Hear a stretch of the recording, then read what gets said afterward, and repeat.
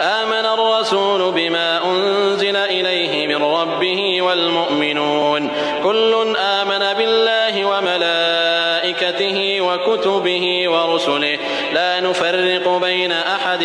من رسله وقالوا سمعنا وأطعنا غفرانك ربنا وإليك المصير لا يكلف الله نفسا إلا وسعها لها ما كسبت وعليها ما اكتسبت ربنا لا تؤاخذنا إن